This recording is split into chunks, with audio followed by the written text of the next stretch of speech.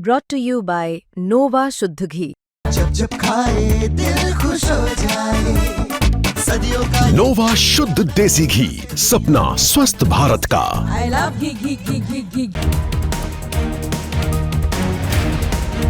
DK Shiva Kumar 6 साल से कर्नाटक कांग्रेस के अध्यक्ष बने हुए हैं। प्रदेश अध्यक्ष रहते हुए डीके ने ऐसा प्रोजेक्ट शुरू किया जिसके बारे में कभी किसी राज्य के किसी प्रदेश अध्यक्ष ने नहीं किया। 2023 में कांग्रेस कर्नाटक की सत्ता में आई। डीके ने ड्रीम देखा पूरे राज्य में 100 कांग्रेस भवन बनाने का। प्रोजेक्ट एडवांस स्टेज में पहुंच चुका है। डीके शिव कुमार दिल्ली आकर राहुल गांधी और मल्लिकार्जुन खड़गे से मिले।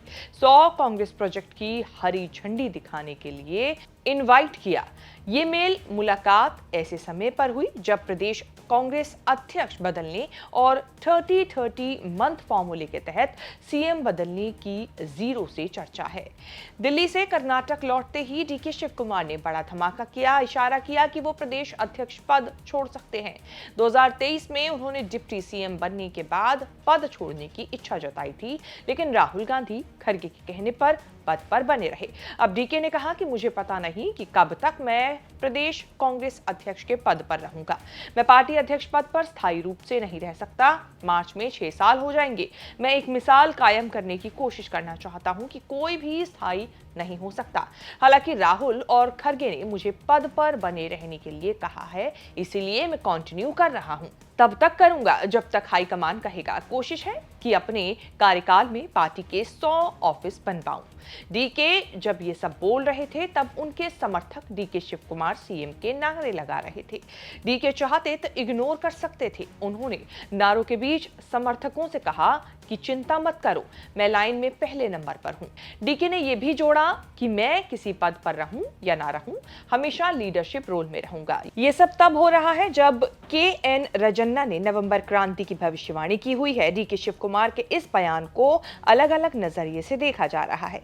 एक चर्चा ये है कि हाईकमान पर दबाव बनाने के लिए डीके ने खुद इस्तीफे का ऑफर दिया है। दूसरी चर्चा ये है कि प्रदेश अध्यक्ष से डीके के हट जाने का मतलब सीएम पद पर प्रमोशन हो सकता है। 2023 में कांग्रेस की सरकार बनने के साथ ये चर्चा रही कि 30-30 मंथ यानी कि 30-30 महीने 2.5 साल का फॉर्मूला जो है वो सिद्धरामैया पहले निभाएंगे और उसके बाद सीएम बनेंगे डीके शिव कुमार।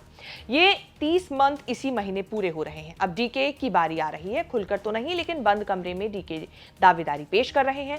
सिद्धरामैया ने कभी संकोच नहीं किया बताने में कि वही 5 साल तक सीएम रहेंगे। वो किसी नवंबर क्रांति से इनकार करते रहे हैं हमेशा से। डीके शिव कुमार के भाई डीके सुरेश का भी एक बयान आया है जिसमें उन्होंने 2.5 साल पूरे होने पर कहा है कि उम्मीद है कि सिद्धरामैया अपने वचन पर कायम रहेंगे। हालांकि सुरेश ने यह साफ नहीं किया कि जिस वचन को निभाने की उम्मीद की जा रही है क्या वो 2.5 साल बाद डीके के लिए कुर्सी छोड़ने के बारे में ही दी थी। डीके शिव कुमार सीएम के मजबूत दावेदार हैं और आगे भी रहेंगे। उन्होंने खुद से कभी नहीं कहा कि वो सीएम के दावेदार हैं। सीएम सिद्धरामैया कई बार दावा कर चुके हैं कि 30-30 ऐसा कोई फॉर्मूला नहीं, वो सीएम का 5 साल कार्यकाल जो है वो पूरा करेंगे। जैसे ही डीके ने प्रदेश कांग्रेस अध्यक्ष पद छोड़ने का इशारा किया, सिद्धरामैया ने दावा कर दिया कि चिंता मत कीजिए, विधानसभा में अगला बजट मैं ही पढ़ूंगा। 17वीं बार मैंने 16 बजट पेश किए हैं और अब 17वां बजट पेश करूंगा। एक चर्चा यह भी चल रही है कि कैबिनेट में फेरबदल होने वाला है। अगर सिद्धरामैया ने कैबिनेट में फेरबदल कर लिया तो बदले जाने की चर्चा थम जाएगी। अगर सीएम बदला जाना है तो फिलहाल कैबिनेट फेरबदल नहीं होगा। फिलहाल सीएम और कैबिनेट फेरबदल दोनों का फैसला होल्ड पर है। दोनों कैंप की सांसें थमी हैं। कर्नाटक कांग्रेस के सबसे मजबूत राज्यों में से एक है जहां सब ठीक है सिवाय सिद्धरामैया और डीके के बीच चल रहे इस कश्मकश को लेकर। सीएम बदला जाएगा या नहीं, ये फैसला राहुल गांधी को करना है। ये फैसला इसीलिए लटका है क्योंकि शायद मन नहीं बना। बिहार में कांग्रेस के खराब प्रदर्शन के बाद हिचक और बढ़ गई है। अगर डीके को सीएम नहीं बनाया तो शायद चीजें और लटक सकती हैं। वो इंतजार कर रहे हैं, अगर सिद्धरामैया को हटा दिया तो चीजें खराब हो सकती हैं। चुनावी मैनेजमेंट में डीके ने अपना दमखम दिखाया है, लेकिन जनाधार के मामले में सिद्धरामैया डीके से बड़े नेता माने जाते हैं। आसानी से डीके के लिए सरेंडर करने का इरादा आज तक नहीं दिखाया। 2023 के विधानसभा चुनाव में कांग्रेस ने हैरान करते हुए बीजेपी को हराया था। कांग्रेस को जिताने का जिम्मा डीके शिव कुमार पर ही था। जीत के बाद डीके सिद्धरामैया आमने सामने आए। सिद्धरामैया ने वन मैन वन पोस्ट की दलील दी। जनाधार में मजबूत सिद्धरामैया ने बाजी मार ली। डीके पिछड़ गए। प्रदेश अध्यक्ष और डिप्टी सीएम पर मना लिया गया। कहा जाता है कि तब 2.5 साल वाले फॉर्मूले में यानी कि रोटेशनल फॉर्मूले में सीएम की बात हुई थी। सिद्धरामैया को ऐसे किसी फॉर्मूले की याद नहीं है, लेकिन अब डीके नहीं भूले हैं कि उनका नंबर आकर रहेगा। शेष भारत की इस रिपोर्ट में इतना ही।